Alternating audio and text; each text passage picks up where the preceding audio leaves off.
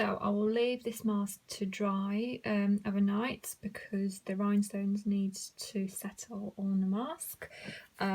This glue dries completely clear, see-through, so you won't see any glue liquid anywhere. It will be completely clear, and yeah, it's gorgeous. I'm very happy with the result. And here they are, bridal decorative face masks. I'll be adding these 2 masks on my Etsy shop on my bridal page. I will add my shop link down below on description. They're so stunning, so blingy.